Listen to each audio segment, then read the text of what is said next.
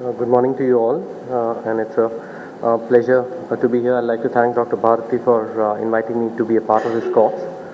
No financial interest, but it'll be nice to have some.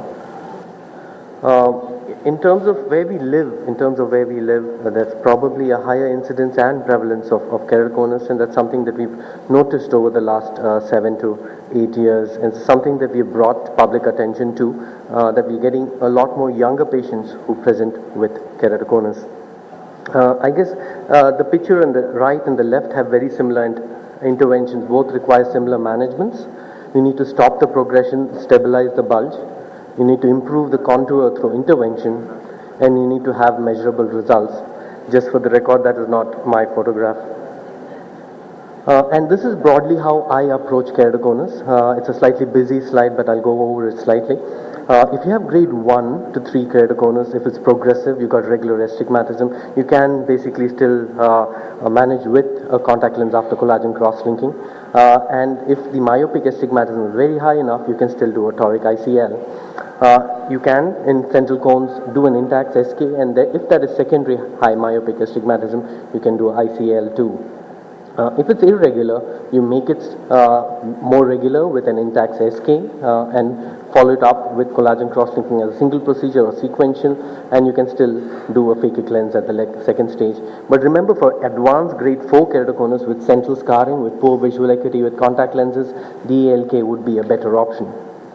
If you have no central scarring, but if the cornea is thin, you can do hypertonic associated cross-linking, which Dr. Bharti talked about. You can also combine it with Intacs.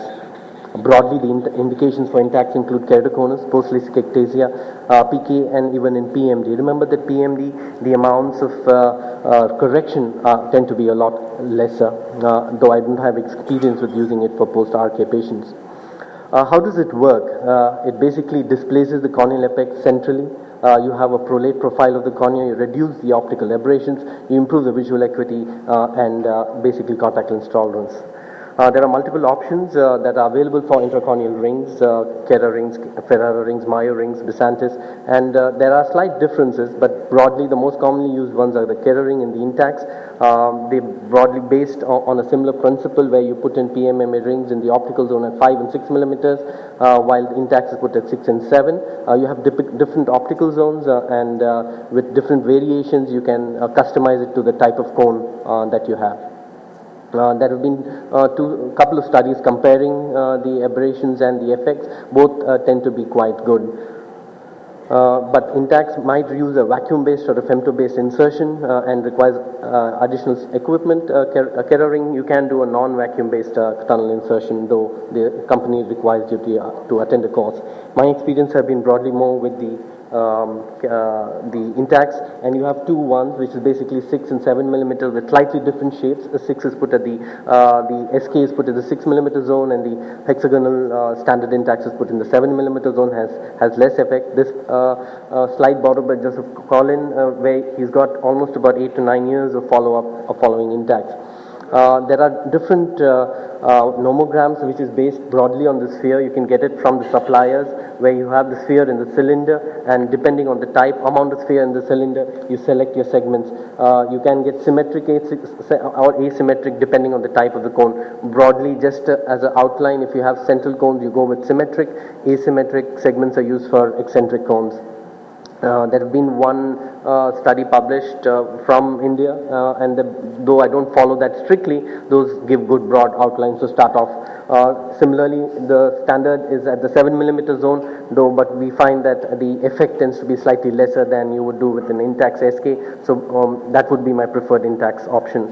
Just a short video of how it is done. I do prefer to center it on the visual axis, and I do mark the 180 before I actually start the procedure.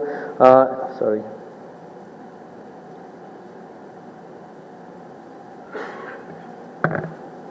And my preference is for doing it as a single procedure, partly because I find the patient comfort seems a lot better. The centering of the Intacs is important. The planning would be done by the company before they actually send the rings to you. I'll see if we could run it later. I think you've already seen the a video. This is a pre-operative and a post-operative effect. So intraoperatively, you can actually see the difference in what you actually get. This is my first and the oldest patient with almost a 7-year follow-up now. And you can see the stability of combining the Intacs is actually quite good. Patient has maintained his best corrected visual acuity. This is the photo of the same patient, and you can make out that the steeper the area, the more the flattening is. That's how he presented. Over a period of time, he's actually flattened quite well. This is one other patient, a software engineer, and I practice in Chennai, so 7 out of 10 patients are software engineers diagnosed to have keratoconus. He doesn't want to use RGP's tight scleral lenses. We did the collagen cross-linking first, followed up with the Intacs. And he's read extensively on keratoconus and me. He's familiar with the anatomy layers. He's had a detailed discussion with me on the complications of surgery too. And intraoperatively, he even asked me whether the channels have been created properly. And luckily for him and me, the surgery actually went off well. And this is on presentation. After treatment, we did an asymmetric ring implantation because it was an eccentric cone, and you can make out that he responded quite well. There can be slight variability, but remember, the steeper the area, more the flattening, and usually you would get an effect in usually about 3 to 6 months. These are some of our results where you can make out steeper case tend to flatten almost about 4 diopters. We have done it up to even grade 4 central clear cornea patients, and the spherical equivalent dropped from about -6.5 to almost 2.7. So these are some of our results which have been followed up for almost a year. There's an improvement in the uncorrected and the best corrected vision beyond what they were already seeing, and there's an improvement which is gradual but continuous on follow-up. This is just to mention that we have also done some work to improve the vision after Intacs, because aberrations, especially horizontal X and Y, tend to be quite significant in keratoconus patients. So what we have done is basically, this is just a study showing that LASIK is actually better than Intacs for reducing the amount of aberrations that has been induced.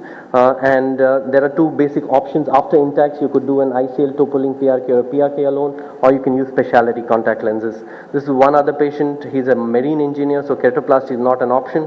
We did a combination treatment. We did right eye collagen cross-linking with ICL in the left. We did a combination followed up with a toric ICL, just to show the video that in terms of using it for a post-Intacs patient, the landmarks vary a bit, so it's slightly more difficult to do. But if your planning is good and you've done a good follow-up, remember this, all these procedures are post the cornea being stable after doing the collagen cross-linking and the Intacs, so it's at least a year and a half post.